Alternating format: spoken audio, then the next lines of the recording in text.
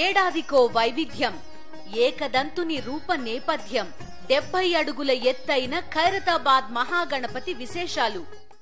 ఇది కేవలం సమాచారంగా మాత్రమే భావించండి. వైద్య నిపుణులను సంప్రదించండి.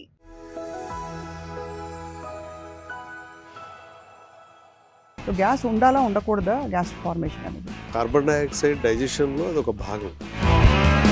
పొద్దున్న లేవగానే ఇది చాలా మందికి అలవాటు సార్, 2 లీటర్లు నీళ్లు తాగాలి. మనం లేవడమే పండుతుంది. ఒకేసారి 2 లీటర్లు కనుక తాగడం మొదలు పెడితే మామూలుగా ఇలా నొప్పి వస్తే మీరు నెగ్లెక్ట్ చేయకండి. చాలా సార్లు హార్ట్ అటాక్ అవ్వచ్చు. మళ్ళీ తేంచి లేదు ఒక ఇనో తాగేస్తే వెంటనే కొంత రిలీఫ్ అయితే వస్తుంది. దానికి దీనికి తేడా ఎలా తెలుసుకోవాలంటే,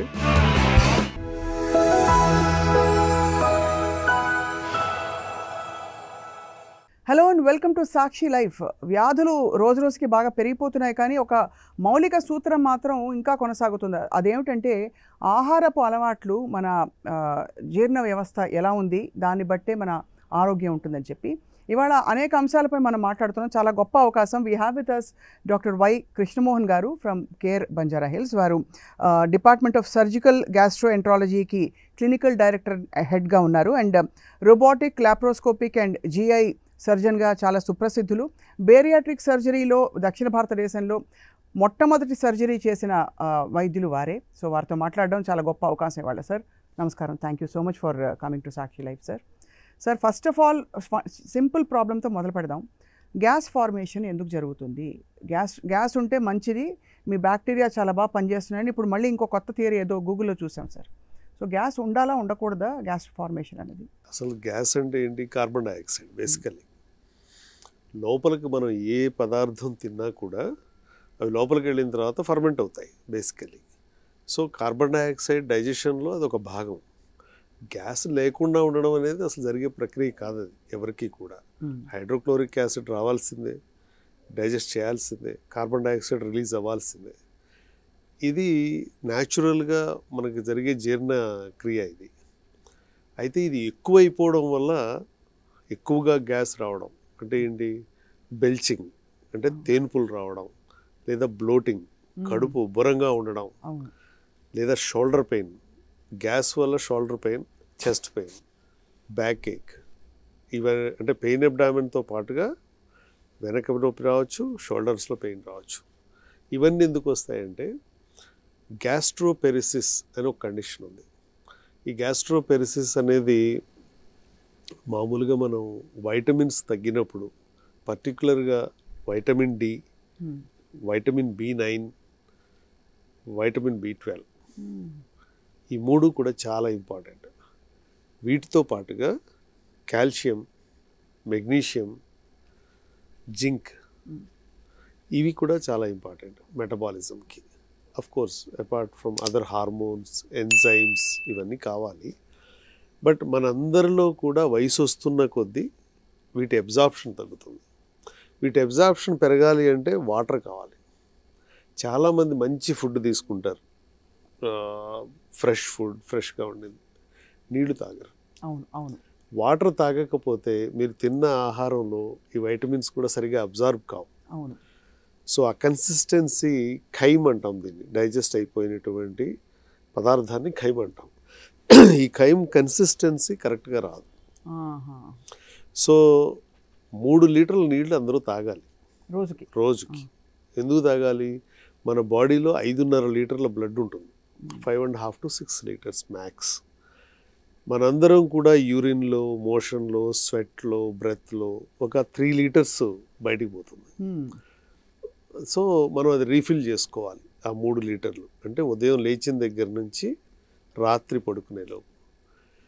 అయితే వాటర్ మంచిది కదా అని ఉదయాన్నే లేవగానే ఒక 2 లీటర్లు తాగేస్తే మనకుండే 2 ఫిల్టర్స్, 2 కిడ్నీలే.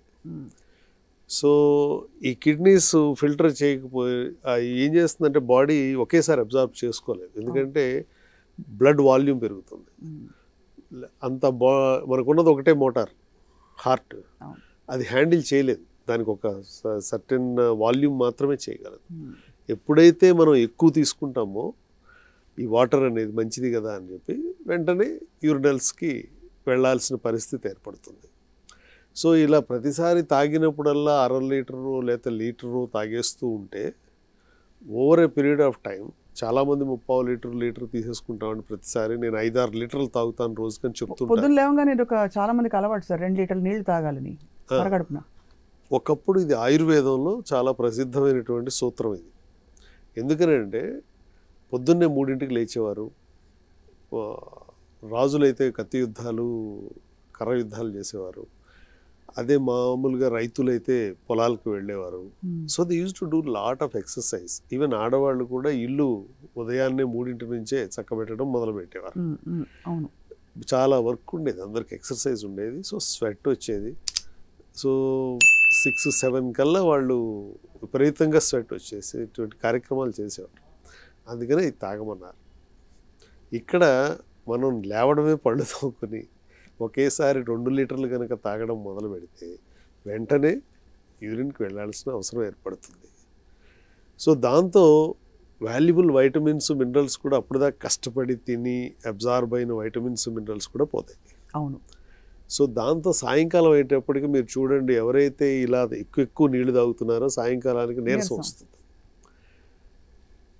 సో ఎప్పుడైతే ఈ నీరసం వచ్చిందో, అంటే ఎందుకు వస్తుందో తెలియదు, బాగా తింటున్నారు, బాగా తాగుతున్నారు, అయినా నీరసం వస్తుంది. దీంతో పాటుగా ఈ వైటమిన్స్ మినరల్స్ పోయినాయి కదా ఇప్పుడు, దాంతో గ్యాస్ట్రోపెరిసిస్ మొదలవుతుంది. అంటే బ్లోటింగ్ లైక్ బెలూన్. స్టమక్ అనేది మనం వాటర్ తాగితే 15 నిమిషాల్లో ఆ వాటర్ పేగుల్లోకి వెళ్తుంది, ఎనీ లిక్విడ్. సాలిడ్ అయితే కనీసం 2.5 నుంచి 3 గంటలు ఉంటుంది. సో ఇప్పుడు వీళ్ళు ప్రతి నిమిషము లీటర్లు తాగేటప్పటికి న్యాచురల్గా ఆ తిన్న ఫుడ్ అన్నీ కూడా, ఈవెన్ అన్డైజెస్టెడ్ ఫుడ్ కూడా వెళ్ళిపోయే అవకాశం ఉంది. దీనికి కూడా చాలామంది అడుగుతుంటారు, అసలు వాటర్ తాగకూడదా తినేటప్పుడు, అరగంట ఆగి తాగాల, అరగంట ముందు తాగాల. వాటర్ ఎప్పుడైనా 250 ml to 500 ml max dose తీసుకుంటే, అంటే అది కూడా ఏంటి హాఫ్ ఆఫ్ 100-125 చొప్పున తీసుకుంటే ఇబ్బంది ఏం లేదు.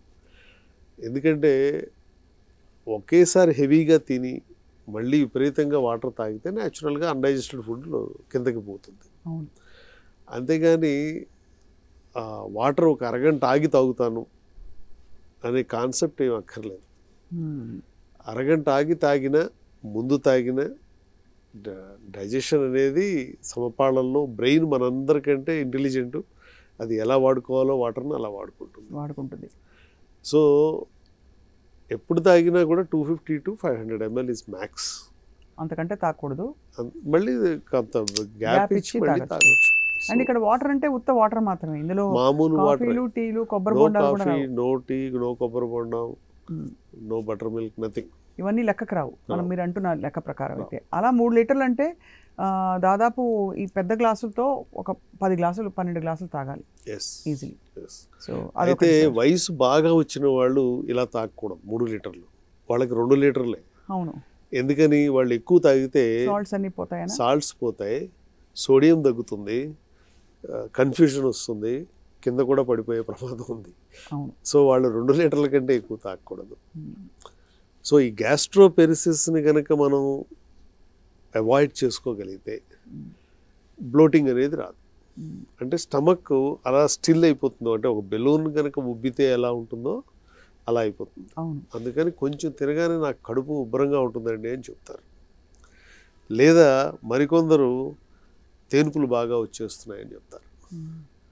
ఈ తేనుపులు రావడానికి కారణం ఏంటి, ఎక్కువ కార్బన్ డైఆక్సైడ్ రిలీజ్ అవుతుంది. Maybe they are taking too much of spicy diet without much water. So ఎక్కువ హైడ్రోక్లోరిక్ యాసిడ్ రిలీజ్ అవుతుంది, ఎక్కువ కార్బన్ డైఆక్సైడ్ రిలీజ్ అవుతుంది, ఎక్కువ గ్యాస్ ఉంటుంది. దీనికి తోడు వైటమిన్స్ మినరల్స్ తక్కువ ఉంటే ఇందాక అనుకున్నాయని ఆటోమేటిక్గా ఇది బ్లోట్ అవుతుంది. బ్లోట్ అయ్యి బాగా బ్లోట్ అయితేనేమో చెస్ట్ పెయిన్ కూడా వస్తుంది. అవును. దీని గురించి ఎమర్జెన్సీకి వెళ్ళిపోయే వాళ్ళు కూడా చాలామంది ఉంటారు. కార్డియాలజిస్టు ఇదేదో హార్ట్దేమో అని చెప్పి అనుకుంటారు. కానీ వాళ్ళు చెప్పడం, సార్ మీరు మామూలుగా ఇలా నొప్పి వస్తే మీరు నెగ్లెక్ట్ చేయకండి, అది చాలాసార్లు హార్ట్ అటాక్ అవ్వచ్చు అని చెప్పి. అంటే మళ్ళీ తేంచి లేదు ఒక ఈనో తాగేస్తే వెంటనే కొంత రిలీఫ్ అయితే వస్తుంది. కరెక్ట్. ఇది దీనికి తేడా ఎలా తెలుసుకోవాలంటే, స్వెట్టింగ్ అనేది కార్డియాక్ పెయిన్లోనే వస్తుంది, దీంట్లో రాదు. ఇది గ్యాస్ట్రిక్ పెయిన్లో రాదు.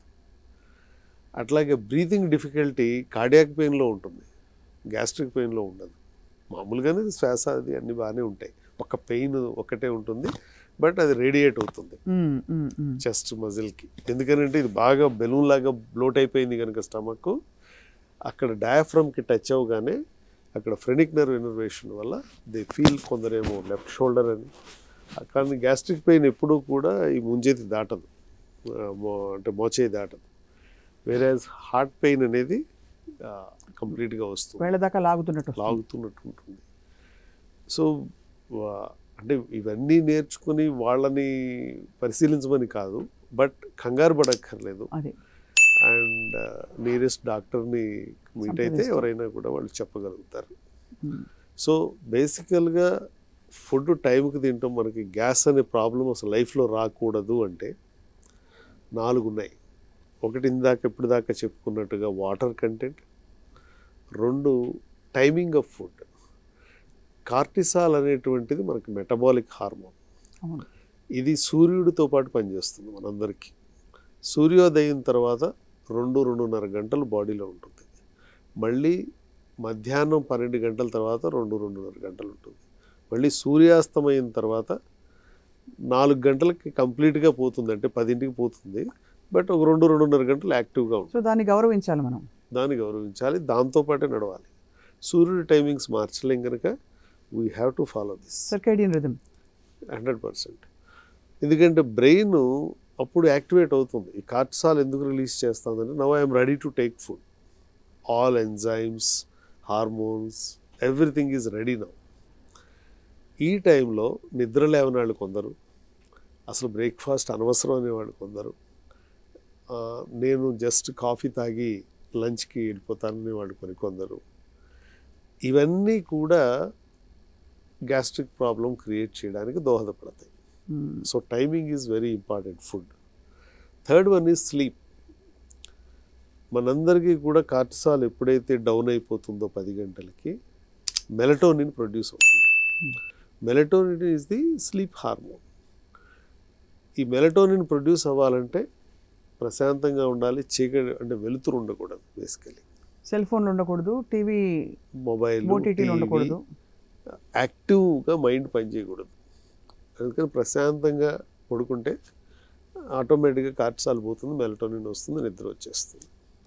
అయితే వీళ్ళందరూ కూడా 10ంటికి తిని, అప్పటికేంటి బ్రెయిన్ యాక్చువల్గా ఇట్ ఈస్ ఎక్స్పెక్టింగ్ అయిపోయింది, దాని పని అంతా కూడా అయిపోయింది, కార్టిసాల్ డౌన్ అయిపోయింది, 0 అయిపోయింది. మెలటోనిన్ స్టార్ట్ అయ్యే టైంలో డిన్నర్కి కూర్చుంటున్నాం. ఎప్పుడైతే డిన్నర్ కూర్చుంటే ఇట్ గెట్స్ కన్ఫ్యూజన్. సో దాంతో it is a war time inside. So దాంతో సగం డైజెస్ట్ కాదు. మీకు బాగా ఇష్టమైన ఫుడ్ 8ంటికో 7ంటికో తింటేనేమో బాగా అరుగుతుంది. అదే ఫుడ్ మిమ్మల్ని నిద్రలేపు 1 గంటకి ఇస్తే నాకేం అరగట్లేదు అంటాం, ఉలిక్కి పడతాం, అసలు తినము. ఎందుకు తినమనే దానికి మళ్ళీ హార్మోనల్ స్టోరీ ఉంది, బట్ తినలేము, తిన్నా అరగదు. పొద్దున్నే నాకు కొంచెం ఇండైజెషన్ ఉంది, బ్లోటింగ్ ఉంది, నాకు వద్దు బ్రేక్ఫాస్ట్ అని చెప్తాం. So sleep is very very important and it must be on time sleep. అంటే 10 o'clock పడుకుని at least 5 hours of sleep is enough for every one of us. అంటే మళ్ళీ 3ంటికి లేవచ్చు, పనులు చేసుకోవచ్చు కావాలంటే, లేదా 11కి పడుకుంటే 4కి లేవచ్చు. And they can start exercise వగేరా వగేరా. 5-6 గంటలు చాలా సార్? చాలు. 5 hours అంటే అడల్ట్స్ అందరికీ కూడా, నార్మల్ పీపుల్ అందరికీ 5 hours చాలు.